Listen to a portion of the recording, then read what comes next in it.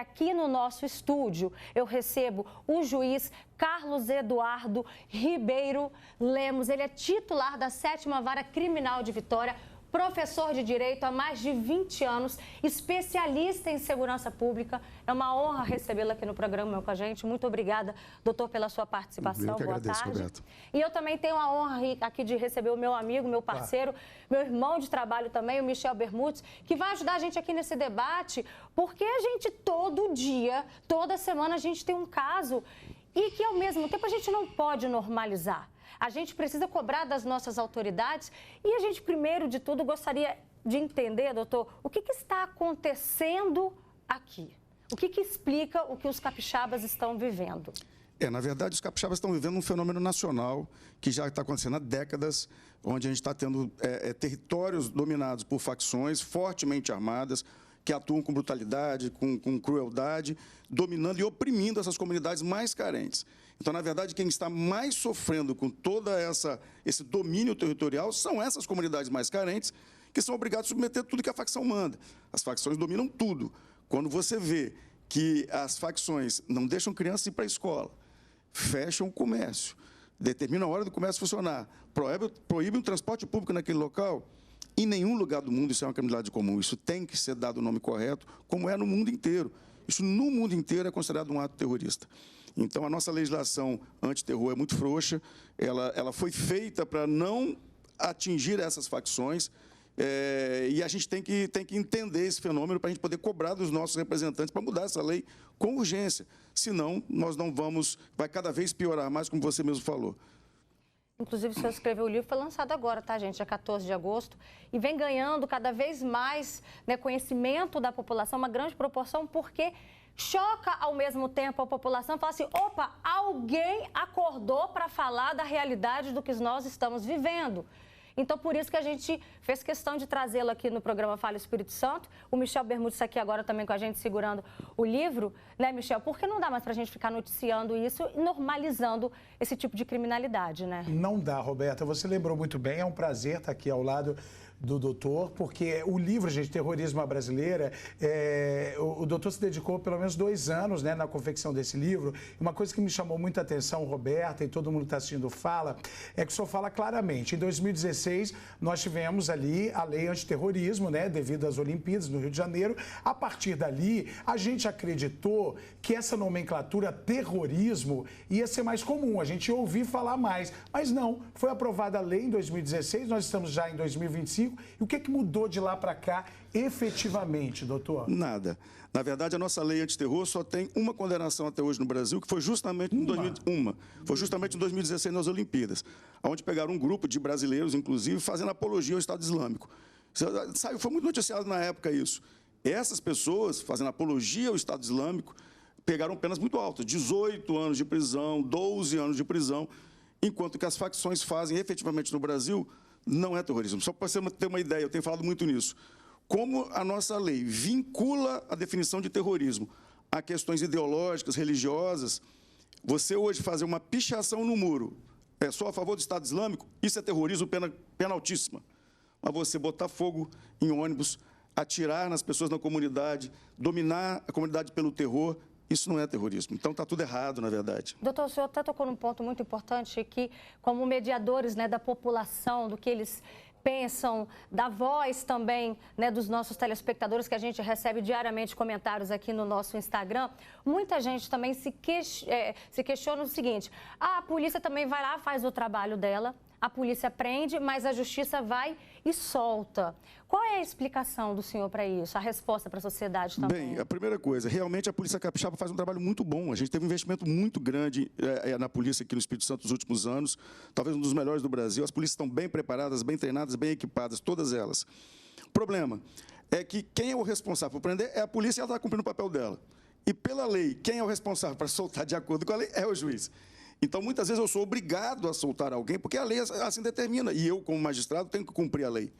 Então, na verdade, uma frase que eu sempre falo há 20 anos, talvez você deve ter ouvido, eu sempre falo isso, uma das coisas que mais me frustra na minha profissão como juiz é não poder ser mais justo, porque eu tenho que cumprir uma lei que é capenga, uma lei que é de 1940, uma lei que é atrasada, que não se adequa a esse tipo de criminalidade, uma lei que foi feita por um tempo de uma criminalidade quase romântica, e hoje nós temos uma criminalidade brutal, terrorista, e que nós temos que fazer adequação urgente dessa lei.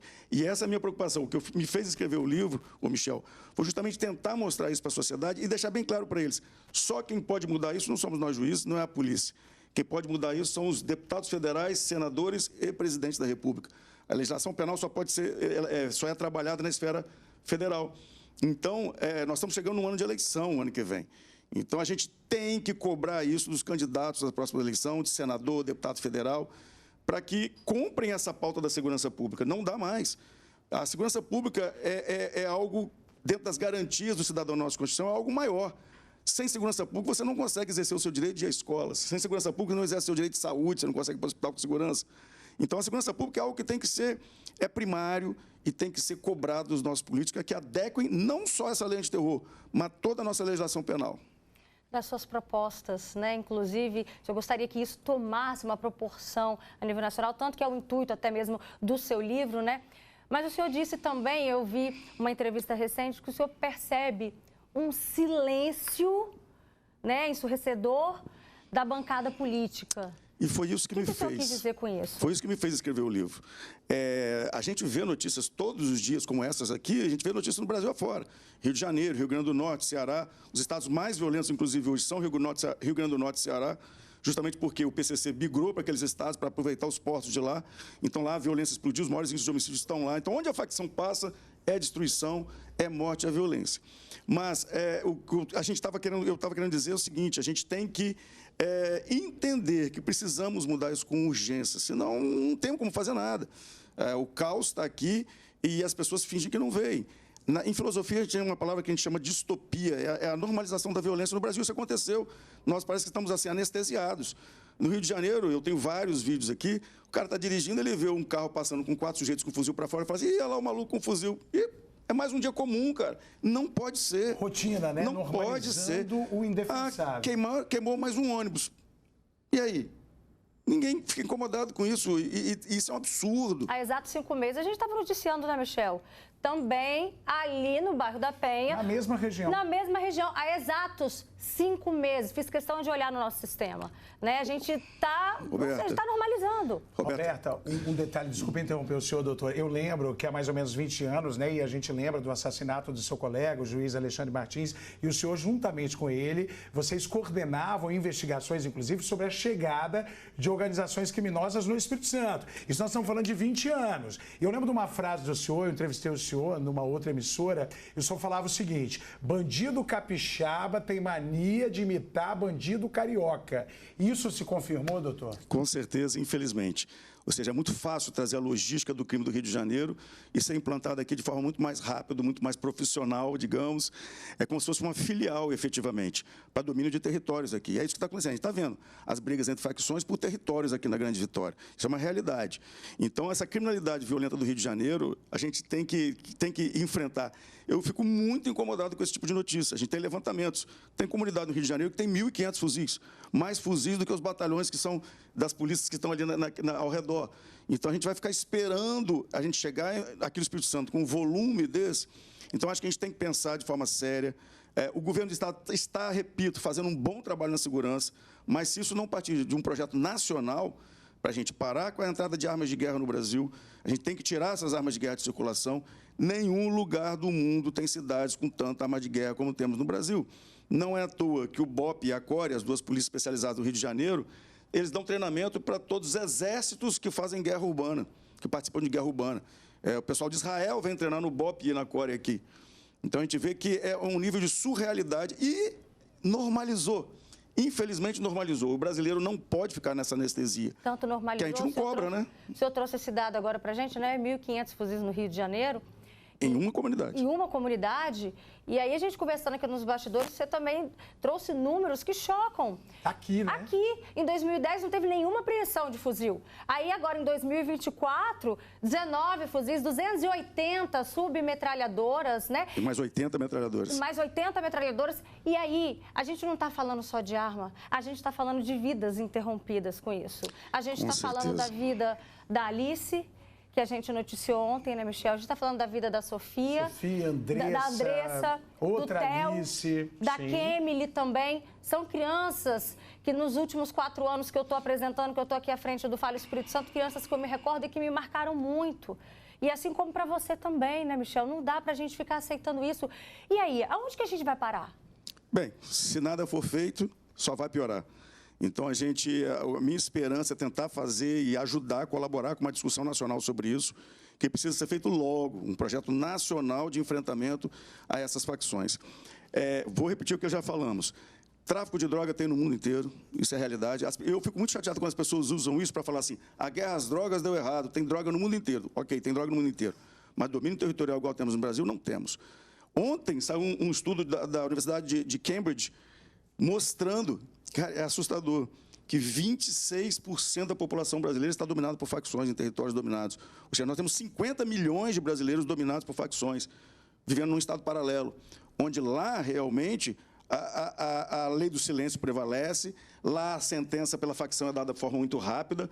Eu costumo dizer o seguinte, enquanto eu, Justiça Estadual, estou emitindo uma intimação para dar andamento no processo criminal, lá eles já executaram a pena que eles aplicaram, no caso, resolvido na comunidade. Então, assim, as comunidades estão vendidas, estão sequestradas, e se o Estado brasileiro não tomar... A gente tem cidades hoje, na Bahia, cidades inteiras dominadas por facção. Justamente porque houve essa migração do PCC para a região norte e nordeste do país. Nós temos cidades turísticas hoje dominadas por facção. E aqui, doutor, o que dificulta, né, Michel? É uma pergunta que a gente se faz, né? Porque a gente tem 2 tipos de áreas. A nossa posição geográfica tem até então uma parte que remete muito ao Rio de Janeiro. A gente conversa muito nos bastidores, eu e o Michel, né, meu amigo? E também a gente tem área plana, né? É importante você ter tocado nesse assunto e aproveitar a presença do doutor aqui. A gente fala da Grande Santa Rita. A Grande Santa Rita é plana, né? Nós temos aqui o Complexo da Penha, que são morros. Agora, Santa Rita é plana. Na opinião do senhor, quando se trata da geografia aqui da Grande Vitória, morro é mais difícil de se combater o tráfico de drogas do que a região plana? Porque muita gente questiona isso. Por que a polícia não entra lá se é tudo plano? Bem, é mais difícil, sim. Tecnicamente falando, é mais difícil para a polícia, é um desafio para a polícia. Tanto é que o Estado está investindo muito pesado em viaturas blindadas para os policiais, porque os policiais hoje também estão sendo vítimas disso também. Quando eu tive a oportunidade de fazer incursões no Rio de Janeiro, quando você entra numa comunidade e toma tiro de fuzil, e eu tomei tiro de fuzil dentro, eu fui dentro do Caveirão, com o BOPE, com a CORE, algumas vezes. E você vê que, você olha assim, você vê com cenas, eu vi de 80 homens correndo com um fuzil na mão para cima quando o carro da polícia chega. Então, assim, nessas comunidades, mas no Rio de Janeiro a gente também tem comunidades planas. Então, as estratégias que eles usam lá, eles trazem para cá também, aplicam aqui também. Então, no Rio de Janeiro não é só comunidade em morros, em favelas, tem comunidades planas também. Só falou das barricadas também, exatamente, né? Ou seja, são estratégias de guerrilha urbana. Hoje eles são treinados por forças especiais que vêm de outros países. Não é incomum, por exemplo, você pegar junto com o traficante do Rio de Janeiro um angolano. Ninguém entende, porque esse angolano está fazendo com esses traficantes aqui. A Angola ficou 30 anos numa guerrilha urbana, e aí eles contratam esses guerrilheiros para vir dar treinamento. Então, hoje, eles têm treinamento militar. E por isso que estão nessa de enfrentar a polícia, como tentaram fazer aqui. A Polícia do Espírito Santo é muito boa, muito competente. E por isso que, nessa batalha, a polícia vem ganhando. O problema é que eles usam desse terror, e você vê, as queimas de ônibus são tão estrategicamente planejadas, que eu lembro dos anos 2000, um detalhe também, os primeiros ônibus queimados no Brasil foram no Espírito Santo, depois que os outros estados começaram a copiar essa estratégia de guerrilha. Então, nos anos 2000, eu lembro que eles queimavam, como agora aconteceu esse final de semana, né? Eles queimavam um ônibus em Vila Velha para deixar a polícia vai para Vila Velha. Era cronometrado, 2 minutos depois, queimavam um ônibus na Serra, a polícia ia para a Serra. Depois, 2 minutos depois, isso é estratégia de guerrilha, isso é terrorismo, sim. Então, para deixar a população em terror. E outra coisa que na época dos anos 2000, eu falo isso no livro, que me fez sempre pensar muito sobre essas facções. Na época, eu atuei nesse processo de queimas de ônibus aqui, eu decretei mais de 10 prisões e decretei prisões de presos, porque eram comandadas de dentro da prisão. Os líderes dessas facções continuam comandando o crime de dentro das prisões. Então, as nossas prisões, primeiro, quando a gente vai estudar as facções de onde surgiram, todas surgiram dentro do presídio. Todas. E todas continuam sendo comandadas de dentro dos presídios. E são os presídios que retroalimentam a força dessas facções, porque obrigam todo mundo que chega lá a ser faccionado, senão ele morre também. Então, a gente vê que o sistema prisional tem que ser repensado, as estratégias para enfrentar isso têm que ser repensadas. O Espírito Santo hoje tem um diferencial nacional, a gente está numa situação muito privilegiada, é com muito orgulho que eu falo isso, porque há 20 anos atrás nosso sistema prisional era o pior do Brasil, então hoje nós temos um sistema prisional considerado o melhor do Brasil, apesar de todos os problemas, e hoje a gente tem uma situação que a gente consegue controlar esses presos aqui, mas a realidade nacional é assustadora e, como você falou, ninguém fala nisso, parece que está tudo normal.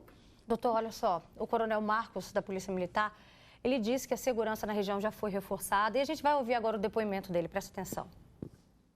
Deslocamos para a região o Batalhão de Missões Especiais, as nossas forças táticas, inclusive a Força Tática da 12ª Companhia Independente, para reforçar a região.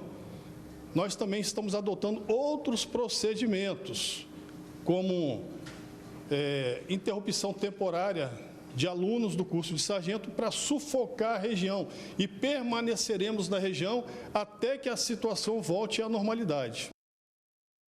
Carlos Eduardo, o senhor acredita que isso seja suficiente? O que mais poderia ser feito para levar essa sensação de segurança? Neste momento, com o que a gente tem, a Polícia Militar está fazendo um trabalho brilhante. É isso mesmo que tem que fazer agora. Tem que chegar lá, sufocar, saturar com a atividade policial para não deixar esses caras continuarem aterrorizando a comunidade.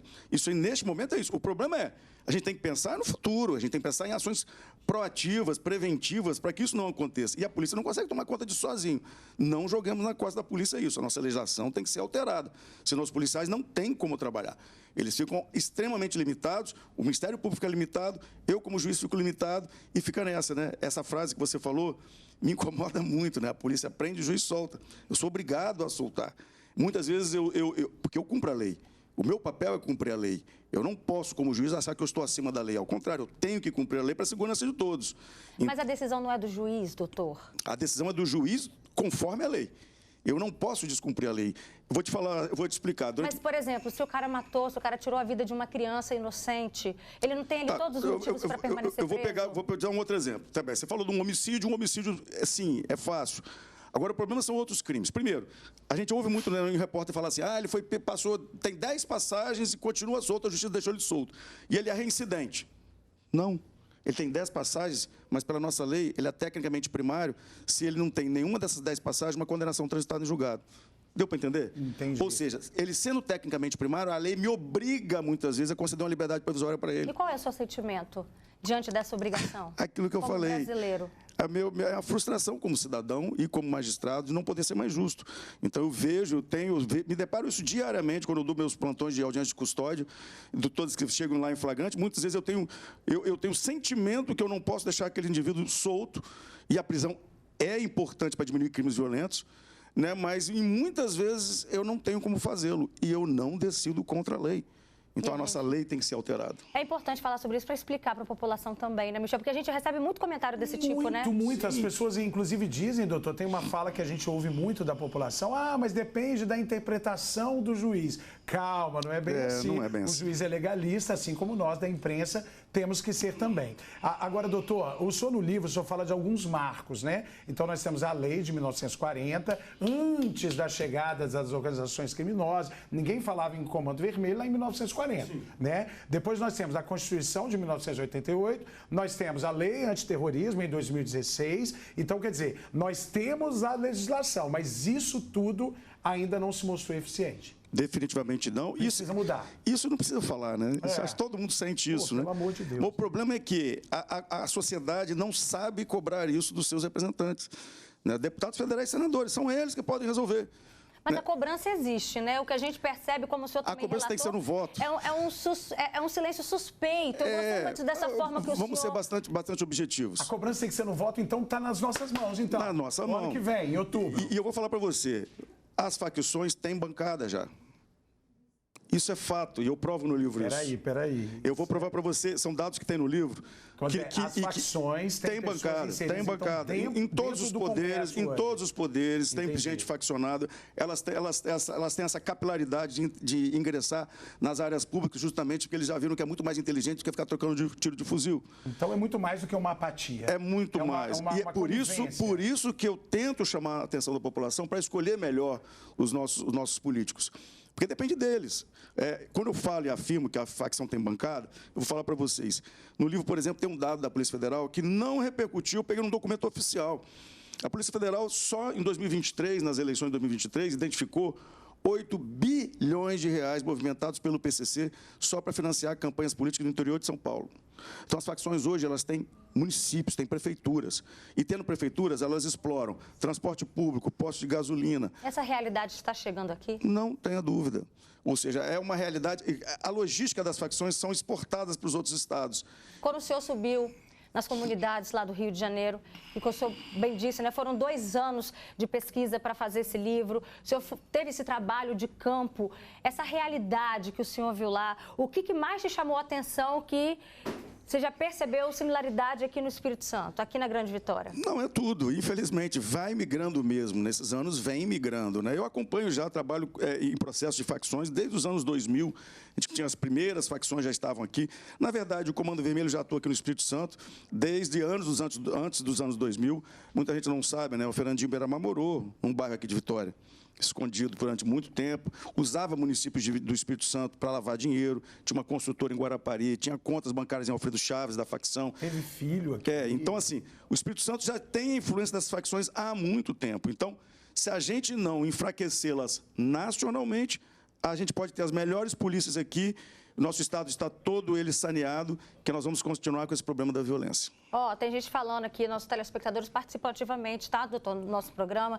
Tem gente falando aqui, Central Carapina está com toque de recolher hoje, teve tiroteio com morte, a comunidade presa dentro de casa, informação atualizada de moradores, tá, lá em Central Carapina. Tem gente falando, Roberto, eu dou aula em uma das comunidades, quando tem confrontos, a aula é suspensa. Como é que a mãe, como é que a mãe que trabalha, o pai, como é que fica a cabeça de alguém que está fora de casa e as crianças que daqui a pouco vão chegar? Uma das coisas que me instigou muito a escrever esse livro foi uma história, até no lançamento do livro eu contei essa história. Era uma quarta-feira, 9 horas da manhã, e eu estava saindo da faculdade que eu dou aula, e o bairro da Penha do lado ali, e um amigo da polícia me ligou e falou assim, toma cuidado, porque teve toque de recolher aqui, tal. Eu saí da faculdade com cuidado, mas a polícia muito eficaz, já tinha dominado o território como tem que fazer, já tinha tomado conta ali. Eu fui para o fórum. Eu cheguei no fórum, como eu também trabalho em várias de crimes contra menores, e tinha uma senhora com uma criança de uns 9 anos assim, a criança chorando, e eu gosto muito de criança, cheguei para perguntar o que era. Falei, o que houve, tal. A mãe virou e falou assim, não, é porque a gente ia daquele bar, teve toque de recolher, ele queria ir para a escola ver os amiguinhos, não pôde. Eu tentei levar ele para a escola, um rapaz botou uma pistola na minha cabeça, nós ficamos desesperados aqui. Isso não pode ser um dia comum, isso não pode ser um crime comum, isso é um ato terrorista. Quando a gente proíbe crianças de ir para a escola, quando eu fecho o comércio local, quando eu proíbo o transporte público chegar na comunidade, em qualquer lugar do mundo, isso é terrorismo, só aqui que não é mais um dia comum. O senhor bem disse, né, teve uma frase sua que também me chamou bastante atenção. Em qualquer lugar do mundo, por exemplo, se você está andando no Central Park em Nova York ou nas Champs-Élysées em Paris, e qualquer pessoa que estiver portando ali um fuzil, que apontar uma arma, que representar uma ameaça para a sociedade... Terrorismo. É considerado um terrorismo? A gente teve uma cultura no Brasil, nesses últimos 20 anos, eu chamo de cultura de bandidolatria e demonização das polícias. E isso veio e contaminou muito a classe política, a classe jurídica e todo mundo. Como se o criminoso fosse só uma vítima da sociedade, ele é um pobrezinho. Mentira. Eu fico muito chateado quando falam isso, que é a pobreza que leva essa criminalidade aí. Mentira. Porque 98% da população que vive nessas comunidades são populações humildes, ordeiras, que trabalham muito para tentar não deixar os filhos serem cooptados por essas facções. E é 2% só dessas pessoas que viram esses criminosos terroristas como são. Então, não é a pobreza que leva a isso, é a facilidade. O crime está valendo a pena no Brasil. E a gente não pode deixar o crime valer a pena. O criminoso faz uma contabilidade do crime na cabeça dele.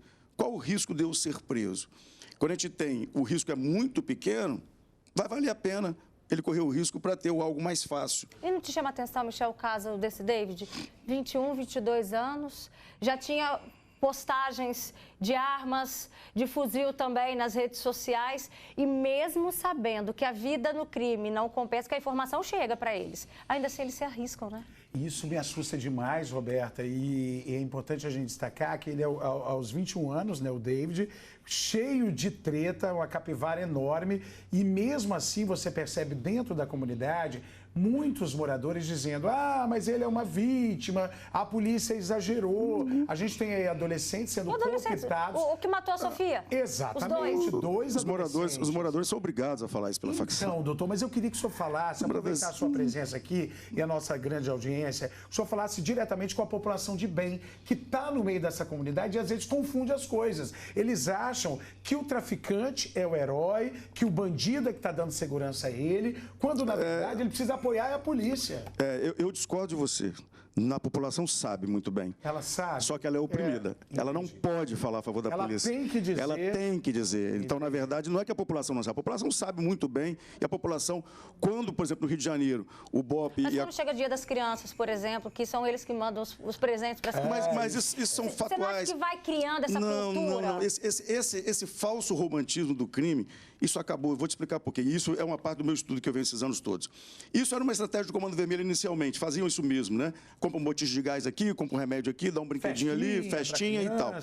Só que o Comando Vermelho entendeu que a estratégia do PCC de São Paulo, o PCC com uma facção de São Paulo, uma facção que sabe trabalhar financeiramente, como todo bom paulista, eles imprimiram e dominaram o Brasil quase todo, 90% do Brasil é do PCC, na base do terror. O Comando Vermelho falou assim, então temos que mudar a estratégia. Não tem mais esse romantismo. Isso aí, quem continua falando isso é que não conhece o que está acontecendo. Em todas as comunidades é o terror, a comunidade é oprimida, não pode falar nada contra o crime, tem que sempre atacar a polícia. Nós já tivemos interceptações telefônicas aqui, o traficante, isso aí não é, esse movimento de queima de ônibus não é algo natural da comunidade. É o líder do tráfico que manda queimar. Vocês vão lá queimar, se não queimar eu acerto vocês.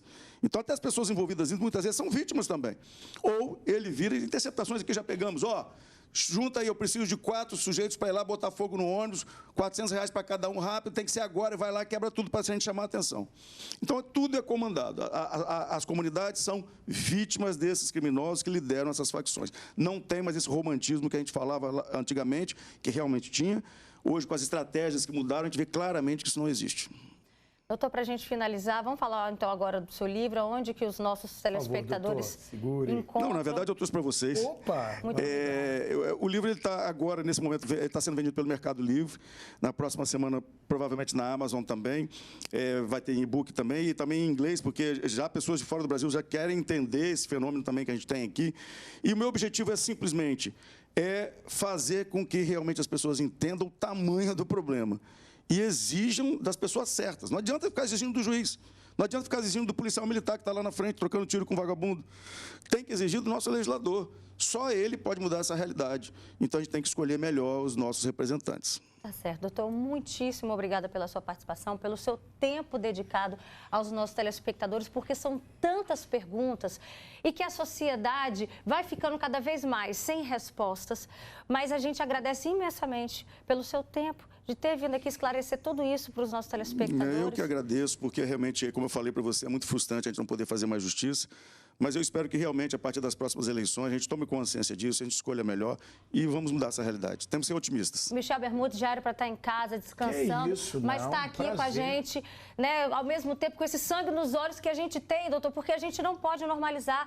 É algo que deixa a gente indignado, noticiar a morte de crianças, de adolescentes, de mulheres, de pessoas que saíram de casa para trabalhar e que não estão conseguindo, às vezes, ir e vir por conta de ônibus que estão sendo incendiados, esses ataques criminosos, e a gente não pode simplesmente dar notícia e achar que a vida está seguindo. Não, antes acontecia lá em cima, agora está cada vez mais perto, né? É muito triste. Obrigada, viu, pela presença de vocês. Obrigado, uma boa tarde.